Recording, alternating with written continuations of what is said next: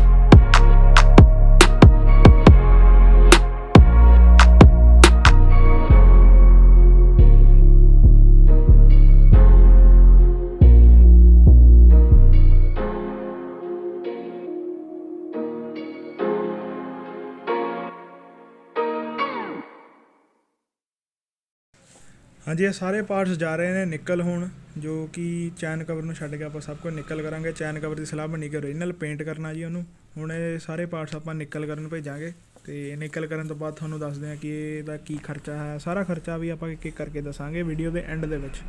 ते इस total bike का आप बजट ला रहे हैं जी 25,000 रुपये का। इस 25,000 दे विच आप बाइक नूं ओवरऑल पेंट रीस्टोर सारी असैसरी रबड़ किट वगैरह निकल वगैरह हैडलाइट्स वगैरह इंडीकेटर सब कुछ वायरिंग बैटरी सब कुछ ब्रैंड न्यू करके देवांगे उन्होंने। हुण देखो जी चैसी जिवें कि चैसी आप 3 बारी पेंट की है, क्योंकि फस्ट बेस कोट सीगा साडा, बेस कोट नूं रगड़ के आप सैकेंड कोट किया है तो फाइनल कोट यह है। फाइनल कोट होने तो बाद कुछ इस शेप दे विच चैसी लग रही है, मे बी थोड़ी बहुत टचिंग होर भी होवे किते। तो आ देखो जी हुण चैसी की फिटिंग थोड़ी देर में स्टार्ट करन जा रहे हैं, जो कि आप स्टैंड नवा चेंज करता एंड स्टैंड की पिन वगैरह भी नवी पै गई है। तो हौली हौली तुसीं देखोगे फ्रंट से कि सारा काम की हुंदा है, की प्रोसैस है। तो हुण थोड़ी देर बाद आ देखो जी क्रोम असैसरीज जो हैगी है पेंट होके सारा समान आ गया होया। तुसीं बिफोर की कंडीशन तुसीं देखी सी किहो जी कंडीशन च बाइक आई सी, तो हुण किहो जी है। ये सब क्रोम का समान निकल पूरा मतलब ओके हो गया है। हुण बाइक साडी रेडी टू फिट है। तो अगे तुसीं देखोगे बाइक नूं असीं किवें जोड़दे हां। बाइक दे विच मैक व्हील्स थोड़े टाइम तक डालांगे, क्योंकि बजट फिलहाल 25,000 का बहुत ज़्यादा चल गया है, क्योंकि मैक व्हील्स भी 6 ਤੋਂ 7,000 ਦੇ ਵਿੱਚ ਆਣੇ ਆ, ਉਹਦੇ ਲਈ ਵੀ ਕਾਫੀ ਬਜਟ ਚਾਹੀਦਾ। ਤੇ ਤੁਸੀਂ वीडियो इंजॉय करो। हुण देखो जी बाकी अपना काम जो जो आप काम करन जा रहे हैं।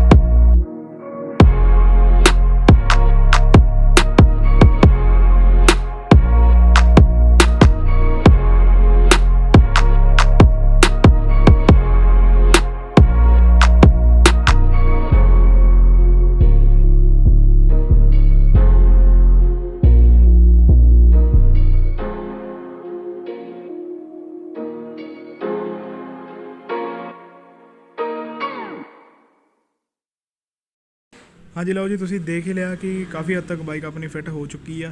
बाकी जिमें कि हैडलाइट्स वगैरह ये आ मोनोग्राम्स वगैरह नंबर प्लेट फ्रंट की सब कुछ ब्रैंड न्यू पे, ये भी मोनोग्राम नवा आ जी। बाकी इंजन का क्रोम जोड़ा है क्रोम पार्ट्स आप सारे फिट करते हैं। सलेंसर भी सारा दुआ तो क्रोम होया, पिछला फुट रेस्ट भी क्रोम एंड स्विंग आर्म भी क्रोम है। शोकर आप hero Honda passion old model का यूज़ किए जो कि निकल चाहते ही, तो पिछली बैक रेस्ट आप कटती। हुण कमी रह गई ये सिर्फ अलॉय व्हील्स की। तो बाकी आ थोड़े सामने ही है, बाइक बिल्कुल रेडी है। नंबर प्लेट्स आप कस्टमर के कहते नहीं लईयां क्योंकि उन्होंने मर्जी है।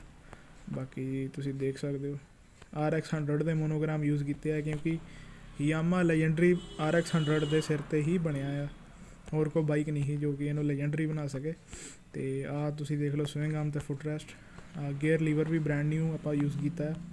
सिंगल लॉक भी छोटी तो छोटी बरीकी ते पूरा ध्यान दिता गया है। कला नट बोल्ट भी ब्रैंड न्यू यूज़ किया गया है जी। तो आ हैगा 2K मटैलिक पेंट जो कि आप इस पूरी बाइक ते कीता है मटैलिक सिल्वर। तो तुसीं देख सकते हो कि किवें दा लग रहा। हॉर्न आप सिंपल ही यूज़ किए हैं जलवे, जो कि बहुत वधिया हॉर्न ने, काफ़ी लाउड ने। सारी बाइक की वायरिंग चेंज हुई, मीटर भी दोबारा तो 0 ते कीता जो कि प्रॉपर रीडिंग देगा कल नूं। बाकी देखो जी वीडियो लो जी, बाकी थोड़े सामने है बाइक सारी। तो क्रोम वर्क तुसीं देख सकते हो, ओके रिपोर्ट आ। बाकी जो कोई कमी लगी हो तो मैनूं जरूर दस्सिओ जी। तो थोड़े सामने है जी सारी बाइक, कमी भी जरूर दसनी, तो वधिया जो लग्या वो भी तुसीं कमेंटां जरूर दसना जी। तो शेयर भी जरूर करना जो वधिया लगी होवे। बाकी इंजॉय करो जी वीडियो।